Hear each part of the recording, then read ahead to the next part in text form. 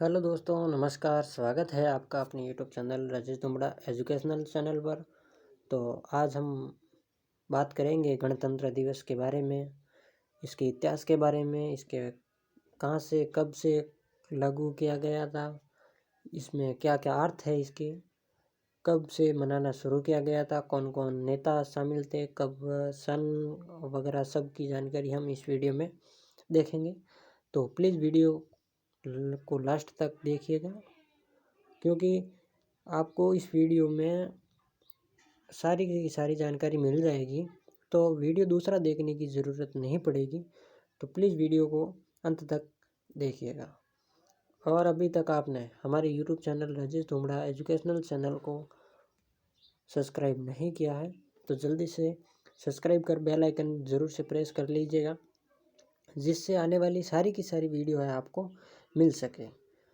और अगर और भी वीडियो आपको देखनी है तो प्ले लिस्ट में जाइएगा, शॉर्ट ट्रिक्स के माध्यम से बताएगी सारी की सारी वीडियो आपको मिल जाएगी।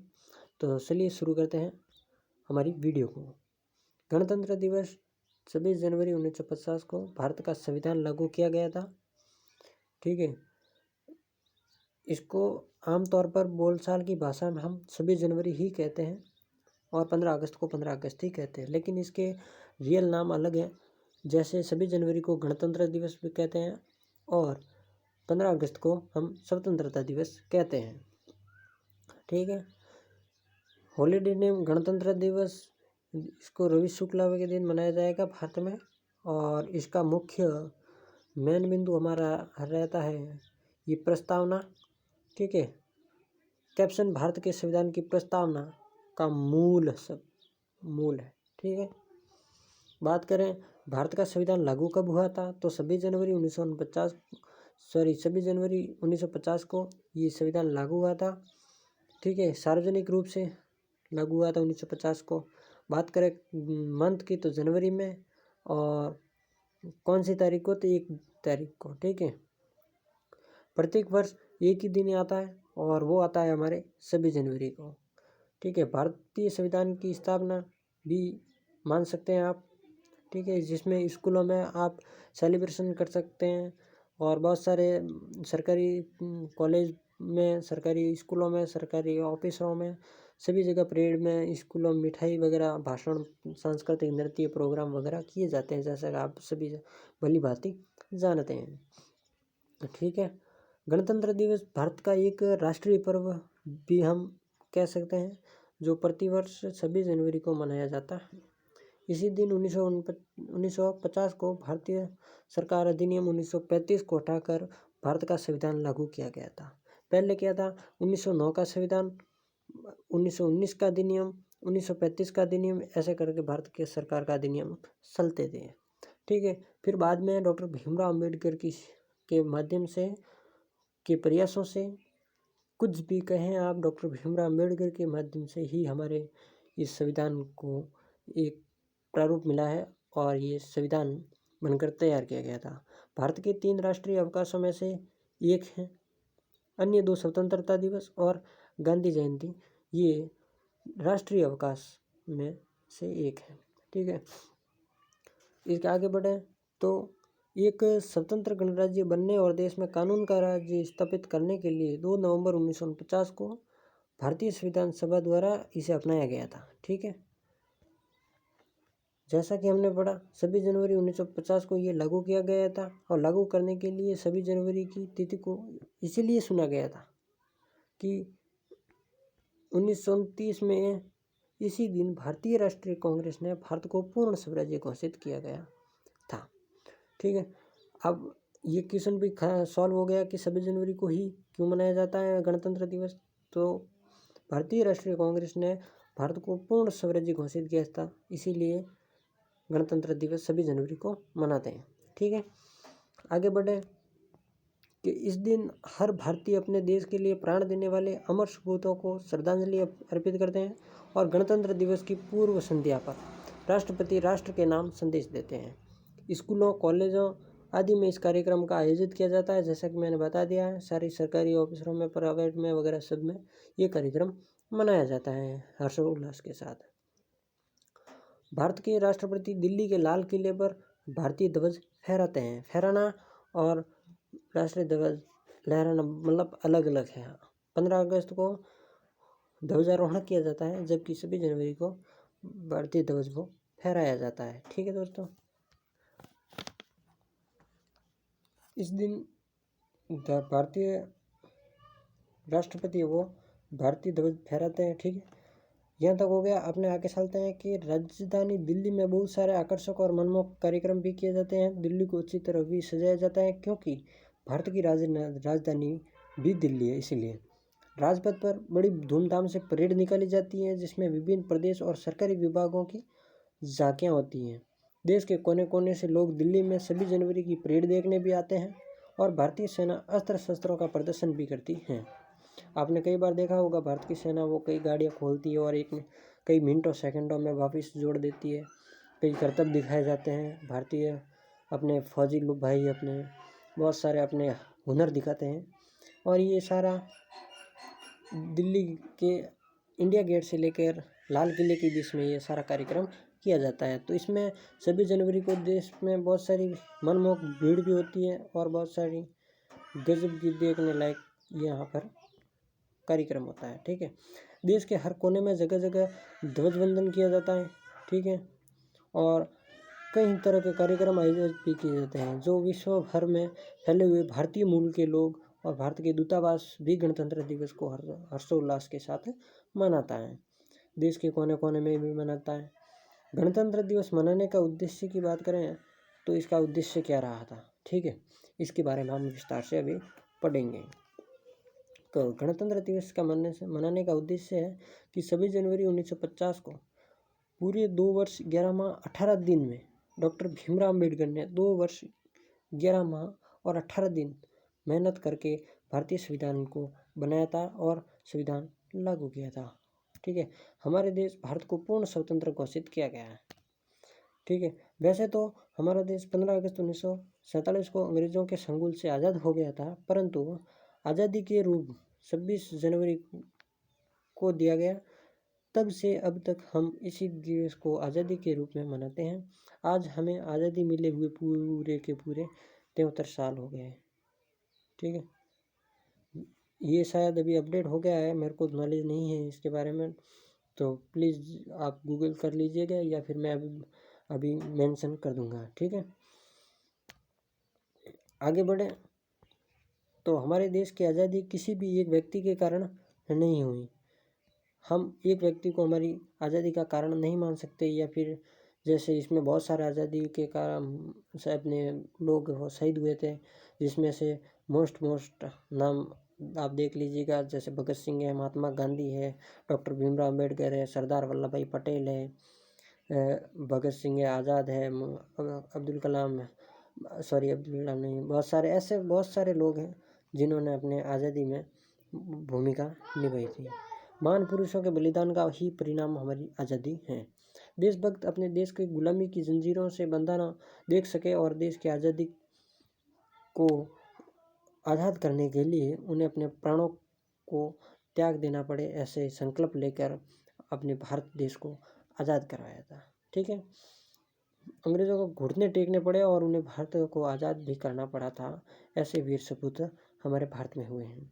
गणतंत्र दिवस के दिन हम इन महान पुरुषों के बलिदान को याद करते और प्रेरणा लेते हैं कि हम भी इन महान पुरुषों की तरह अपने देश के लिए अपने प्राण त्याग देंगे, उसकी आन बान और शान की रक्षा के लिए हर समय तैयार रहेंगे और दोबारा कभी अपने देश की गुलामी की जंजीरों में बंधने नहीं देंगे। हम सब को इन देशभक्तों की प्रेरणा लेनी चाहिए और देश की हिफाजत के लिए तैयार रहना चाहिए। गणतंत्र दिवस को मनाने का एक उद्देश्य है कि हम महान पुरुषों के बलिदान को याद करने, उनसे प्रेरणा लेने की जिज्ञासा बनाए रखनी चाहिए। ठीक है, आगे बढ़ें तो प्रत्येक भारतवासियों को भारत के शहीदों से प्रेरणा लेनी चाहिए और अपने देश के ऊंचाइयों तक पहुंचने के लिए प्रयास भी करना चाहिए। हमारा ये कर्तव्य भी बनता है कि वह देश के विकास के लिए अपना पूरा योगदान दे और देश की रक्षा के लिए हर समय खड़ा हो। ठीक है, और अभी हम 26 जनवरी का इतिहास पढ़ेंगे। ठीक है, इसका क्या इतिहास रहा है इसके बारे में हम पढ़ेंगे, तो वीडियो में बने रहिएगा। अभी तक आपने लाइक नहीं किया वीडियो को तो ज़रूर लाइक कर दीजिएगा। हमें इस वीडियो को बनाने के लिए बहुत सारी मेहनत लगती है, तो प्लीज़ आप एक वीडियो को लाइक देकर हमें मोटिवेट भी कर सकते हैं। ठीक है, आगे बढ़े। सन 1929 के दिसंबर में लाहौर में भारतीय राष्ट्रीय कांग्रेस का अधिवेशन पंडित जवाहरलाल नेहरू की अध्यक्षता में हुआ, जिसमें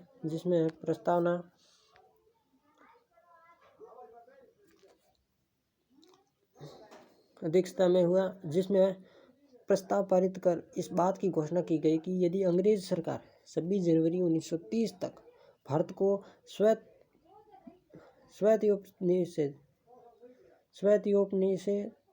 निवेश यानी डोमिनियन का पद प्रदान नहीं करेगी, जिसके तहत भारत ब्रिटिश साम्राज्य में ही स्वशासित इकाई बन जाने, उस दिन भारत की पूर्ण स्वतंत्रता के निश्चय की घोषणा की और अपना सक्रिय आंदोलन आरंभ किया।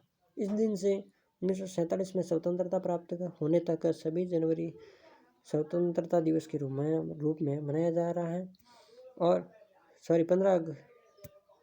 15 अगस्त स्वतंत्रता दिवस के रूप में मनाया जा रहा है। ये गलती से टाइप मिस्टेक हो गया है। इसके पश्चात स्वतंत्रता प्राप्ति के वास्तविक दिन 15 अगस्त को भारत के संविधान के रूप में स्वीकार किया गया। भारत के स्वतंत्र हो जाने के बाद संविधान सभा की घोषणा हुई और अपना कार्य 9 दिसंबर 1946 से प्रारंभ किया गया। संविधान सभा के सदस्य भारत के राज्यों की सभाओं के निर्वाचन सदस्यों के द्वारा चुने गए थे। ठीक है, आगे बढ़े। तो डॉक्टर भीमराव अम्बेडकर, जवाहरलाल नेहरू, राजेंद्र प्रसाद, सरदार वल्लभ भाई पटेल, मौलाना अब्दुल कलाम आज़ाद आदि इस सभा के प्रमुख सदस्य थे। संविधान निर्माण में 22 समितियां थीं, जिनमें प्रारूप समिति और ड्राफ्टिंग कमेटी, जिसके अध्यक्ष डॉक्टर भीमराव अम्बेडकर थे, सबसे प्रमुख महत्वपूर्ण समिति थी। इस समिति का पूर्ण कार्य संविधान लिखना या निर्माण करना। प्रारूप समिति के अध्यक्ष डॉक्टर BR अम्बेडकर थे। प्रारूप समिति ने और उसमें विशेष रूप से डॉक्टर BR अम्बेडकर जी ने 2 वर्ष 11 माह 18 दिन में भारतीय संविधान का निर्माण किया था। संविधान सभा के अध्यक्ष डॉक्टर राजेंद्र प्रसाद को 26 नवंबर 1949 को भारत का संविधान सुपुर्द किया। इसीलिए 26 नवंबर दिवस को भारत में संविधान दिवस के रूप में प्रतिवर्ष मनाया जाने लगा है। संविधान सभा ने संविधान निर्माण के कुल 114 बैठक की थी। इसी बैठक में प्रेस और जनता को भाग लेने की स्वतंत्रता थी। अनेक सुधारों और बदलावों के बाद सभा के 283 सदस्यों ने 24 जनवरी 1950 को संविधान की 2 हस्तलिखित कॉपियों पर हस्ताक्षर किए। इसके 2 दिन बाद 26 जनवरी को देश भर में लागू हो गया। 26 जनवरी का महत्व बनाए रखने के लिए इसी दिन संविधान निर्मात्री सभा कॉन्स्टिट्यूशनल असेंबली द्वारा स्वीकृत सभा में भारत के गणतंत्र रूप को मान्यता प्रदान की गई। जैसा कि आप सभी जानते हैं, 15 अगस्त 1947 को अपना देश हजारों देशभक्तों के बलिदान के बाद अंग्रेजों के शासन से मुक्त हुआ था। इसके बाद 26 जनवरी 1950 को अपने देश में भारतीय शासन और कानून व्यवस्था लागू हुई थी। भाइयों और बहनों ने इस संविधान को पाने में अपने देश के हजारों माताओं की गोद सुनी हो गई थी। हजारों बहनों बेटियों की मांग का सिंदूर मिट गया था। तब कहीं इस बलिदान के बाद देश स्वतंत्र हो सका था। ठीक है, जिस तरह बेटियों ने मांग का सिंदूर मिटोकर अपने देश की रक्षा की थी, उसी तरह यदि सब देश की संविधान की तरह परमात्मा के संविधान का पालन करें तो समाज अपराध मुक्त व सशक्त बन सकता है। गणतंत्र दिवस समारोह भी बहुत सारी जगह मनाया जाता है। ये पुरानी फोटो आप देख सकते हैं राजपथ पर, जिसमें गणतंत्र समारोह में सम्मिलित घोड़े बग्गी जाते देश के राष्ट्रपति डॉक्टर राजेंद्र प्रसाद के समय की है। और ये मिसाइल मैन अब्दुल कलाम की 2004 की परेड में प्रदर्शन का समय का है। ठीक है, 26 जनवरी को गणतंत्र दिवस पर भारत के राष्ट्रपति भारतीय राष्ट्रीय ध्वज को फहराया जाता है। ये मैं बार बार बोल रहा हूँ, ध्वजारोहण और फहराना मतलब दोनों अलग अलग शब्द हैं। आप इसके बारे में गूगल कर सकते हैं, ठीक है।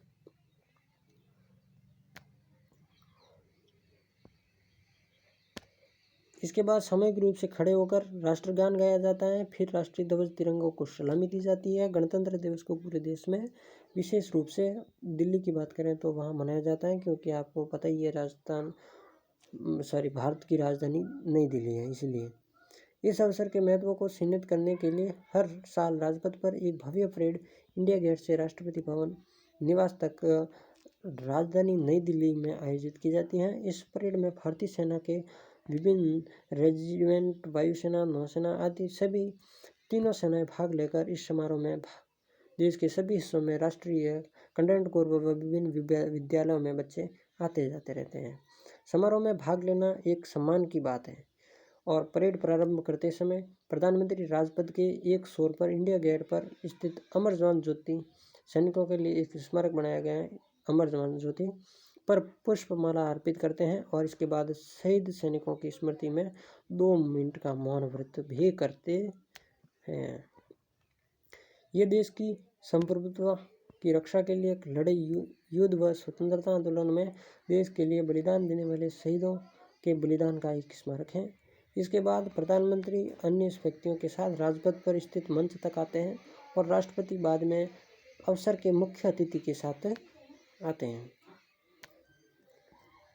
परेड में विभिन्न राज्यों की प्रदर्शनी भी होती है और प्रदर्शनी में हर राज्य के लोगों की विशेषता, उनके लोकगीत व कला की दृश्यता प्रस्तुत की जाती है।